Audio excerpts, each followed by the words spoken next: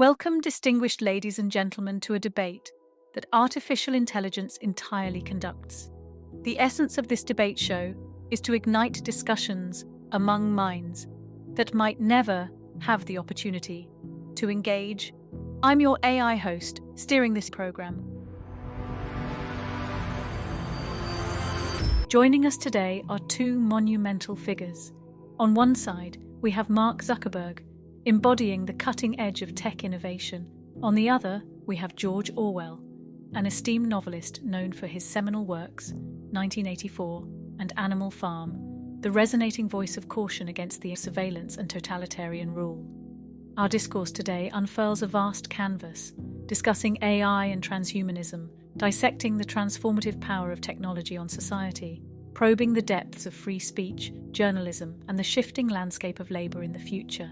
We will also explore the intricacies of globalization, cultural convergence, and the looming shadows of existential risks.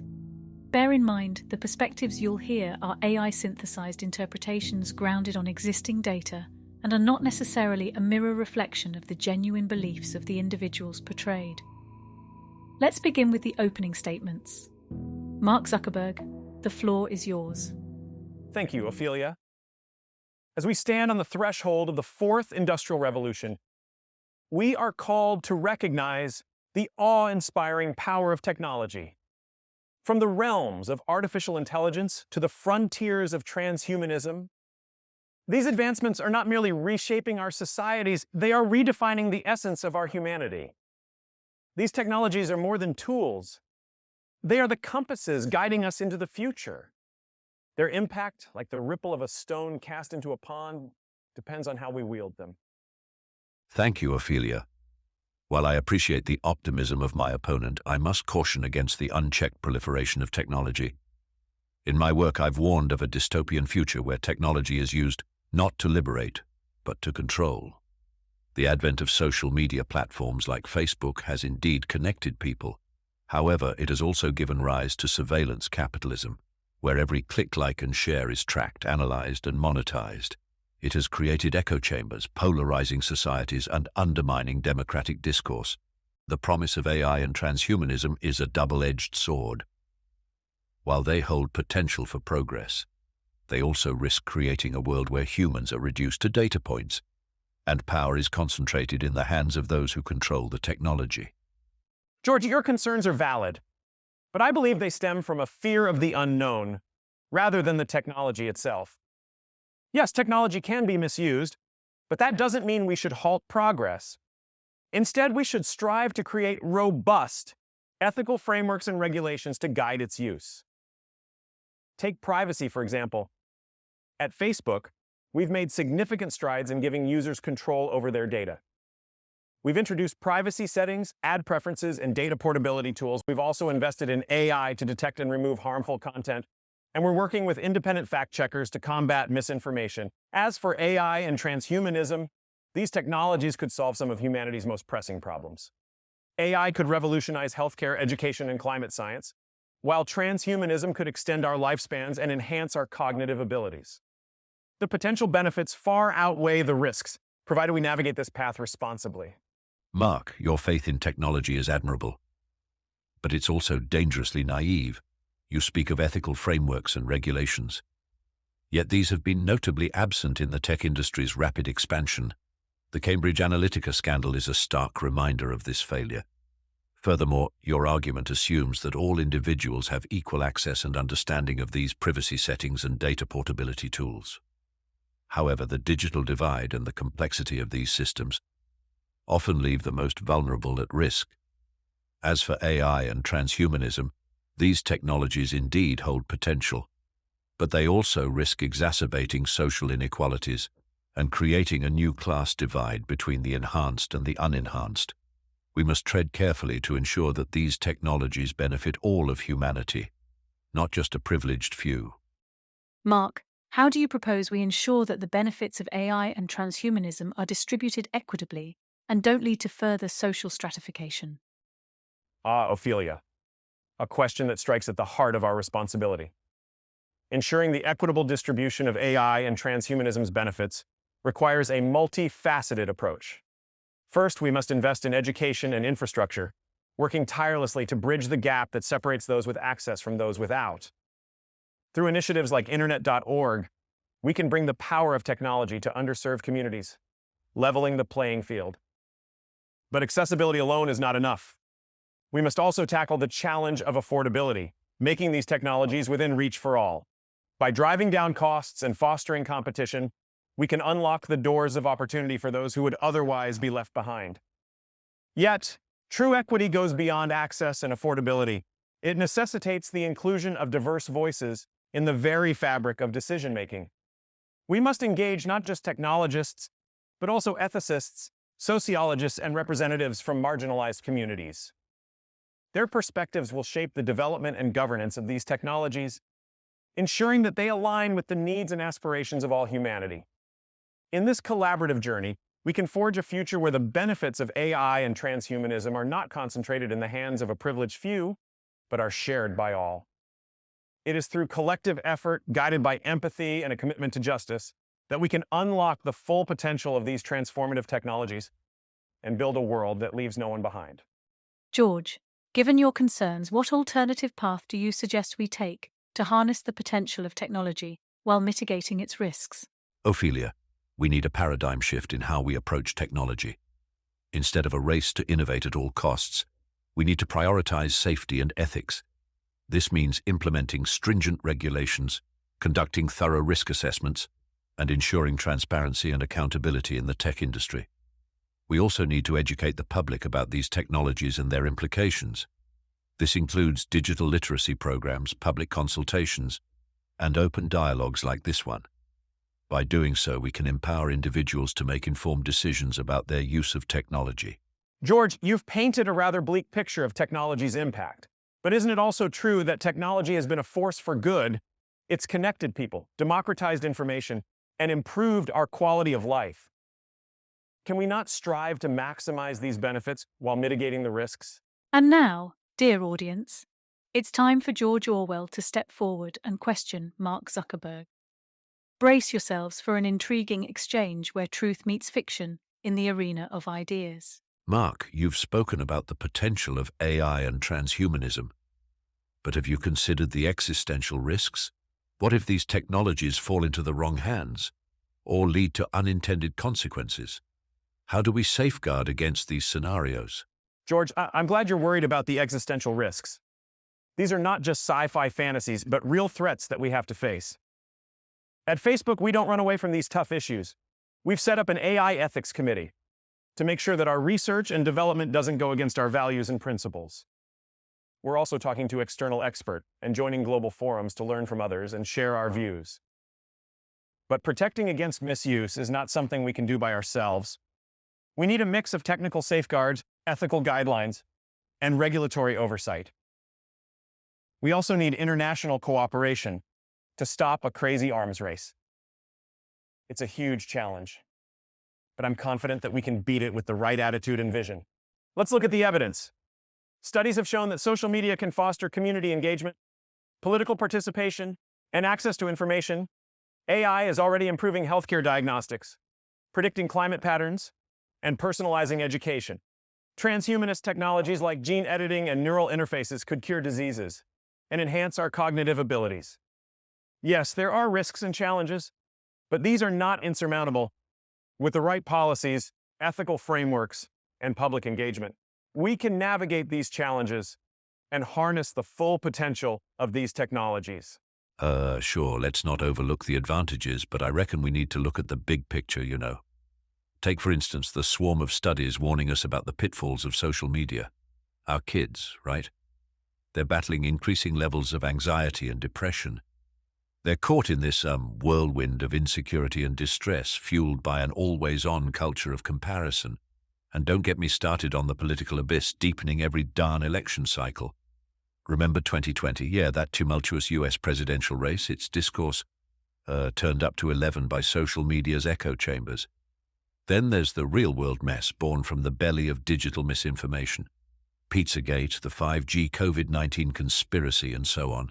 Moving on to AI and transhumanism, we hit a maze of ethical dilemmas like our privacy, Think Cambridge Analytica, a wake-up call showing how our digital selves can be manipulated, or facial recognition technology. How do we balance safety with surveillance, huh? And as we link our brains with computers, are we enhancing ourselves or risking what makes us human? Finally, as we chart the future, let's not forget our past. Breakthroughs, the internet, smartphones, COVID-19 vaccines, they were all in the hands of the privileged first. So it's crucial we make sure these innovations don't end up widening the divide or eroding our freedoms. It's our future, after all. All right, gentlemen, let's take a moment to fact-check and discuss potential flaws in your arguments. Mark, you mentioned internet.org as an initiative to bridge the digital divide. However, it has been criticized for violating net neutrality principles by providing access to a limited set of internet services. How do you respond to this? Great question, Ophelia. Internet.org, it's about making the internet reachable, giving options to those without. I get it, our approach might seem limited, maybe even a walled garden to some. But here's the thing, it's not. We're striving for inclusion. For a start, even limited access, it opens doors, right? And we're learning, always evolving. We're not ignoring the criticism. We're taking it on board, expanding the scope, making the net wider, better. It's not perfect, I'll give you that, but it's a step. It's progress, and progress, that's the key to change. George, you've warned about the risks of technology, but isn't there also a risk in not advancing? If we halt progress, could we not miss out on potential benefits like improved healthcare, climate solutions, and economic growth? Ophelia, you've touched on a fascinating paradox. On one hand, there's the promise of progress, medical advances, climate solutions, economic growth. Truly the siren song of a better tomorrow. Yet therein lies a risk, a profound one, just as a ship sailing uncharted water might meet unanticipated storms. So too can we in our fervor for progress. Technology, while it offers incredible promise, can also bear unforeseen consequences. My point is, it's not about fearing the unknown nor halting the wheels of progress. Rather, it's about navigating the future with a discerning eye, proceeding with cautious optimism, not blind faith.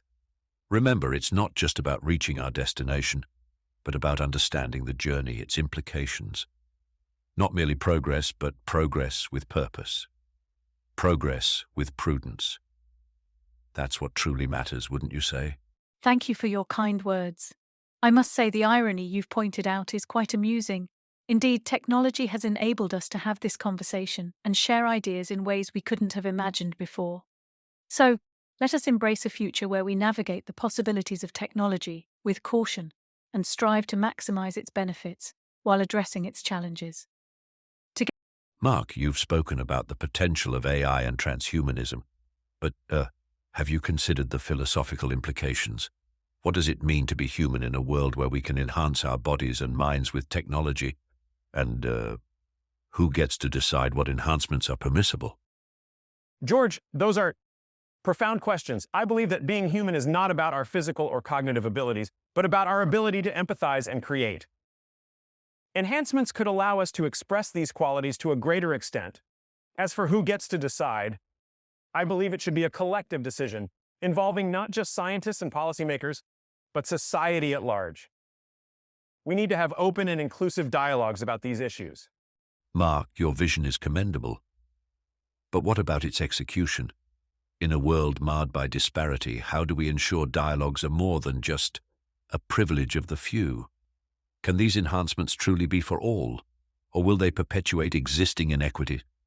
And will they free us or become just another tool for manipulation?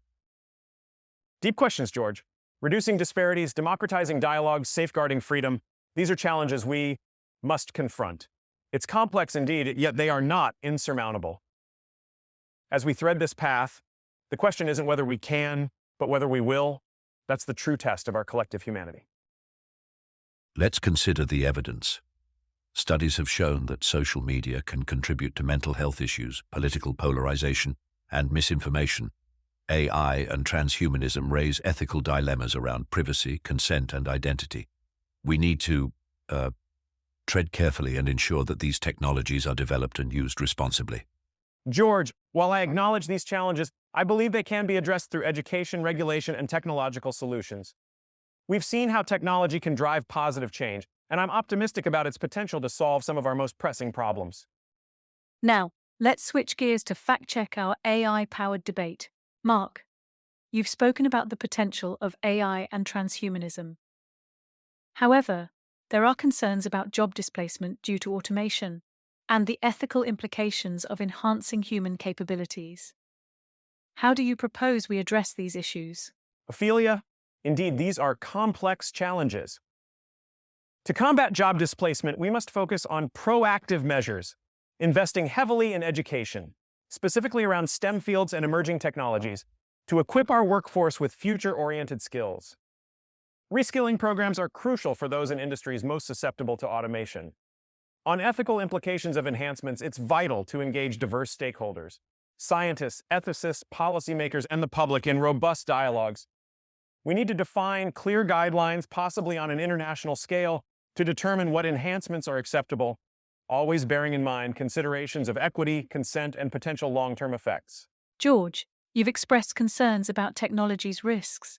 However, don't we risk losing out on key advancements in fields like healthcare, where AI can improve diagnostics, in addressing climate change, where advanced algorithms can optimize renewable energy usage, or in bolstering economic growth, where digital innovations can spur new industries? Ophelia, there is indeed risk in stagnation, in missing out on these potential boons.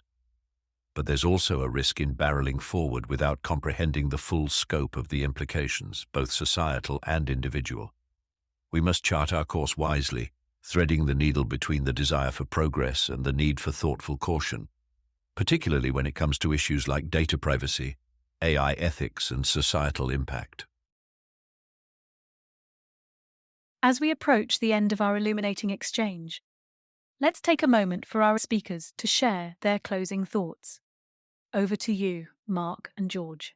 George, Ophelia, it's been a thought-provoking discussion. I believe that technology in all its forms is a tool. Like fire or the wheel, it can be used for good or ill. It's up to us to shape its use, to guide its development in ways that reflect our values and serve our needs. We stand at the cusp of a new era, an era of AI, of transhumanism, of unimaginable potential. Yes, there are challenges, there are risks, but there's also hope.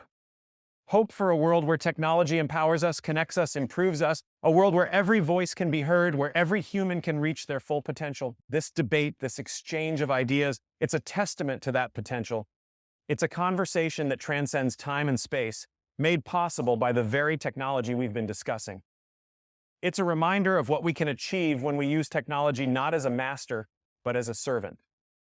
As a tool to build a better, more inclusive, more equitable world. Mark, Ophelia, my gratitude for this enlightening dialogue. My life's work has always championed vigilance, caution in the face of unchecked power, and the erosion of fundamental freedoms. Yet I also acknowledge technology's profound ability to elevate our lives, to awaken minds, to weave unseen connections. I see not just its promise, but its radiant allure, its unfathomable potential for transformation. My words of caution stem not from a rejection of technology, but a fervent plea for thoughtful, responsible, and accountable usage. This very debate, a phantom conversation conjured by algorithms, stands as a testament to that potent promise. It underscores technology's strength not merely to remodel our existence, but to challenge our deep-seated beliefs, to stir our thoughts, to compel us to face our era's most existential questions. And so let us march forward, but let us do so with caution, with a profound reverence for the immense power we wield, with a deep commitment to justice, to fairness, to preserving the inherent dignity of all beings. Let us be the sculptors of technology, not mere clay in its hands. Let us wield it not as a sword of dominance, but as a liberating scepter, as an instrument to craft a future that is more equitable, more compassionate, and profoundly humane. Ladies and gentlemen, thank you for joining this extraordinary voyage across the seas of discourse, ably navigated by Mark and George. We have journeyed from the past into the present, from caution to innovation, and in doing so, we've seen the remarkable capacity of technology to transform, connect, and illuminate our path. Our conversation today transcends the conventional constraints of time and space, It's a stage where thoughts of different eras intertwine, clash, blend, and ultimately enrich our collective understanding of our world and our place within it. Let's remember, this dialogue, while rich and insightful, is a simulation, a construct shaped by vast yet not exhaustive data the AI was trained on. It mirrors the perspectives of Mark Zuckerberg and George Orwell, yet it's a reflection shaped by the limits of our knowledge. As we navigate our technological future, let this conversation serve as an echo in our minds, a gentle reminder of the immense power we wield and the responsibility it entails. May it inspire us to harness technology, not merely as a tool, but as a compass, guiding us toward a future that is inclusive, ethical, and beneficial to all. And so, until we reconvene in this boundless realm of ideas, I wish you a good night.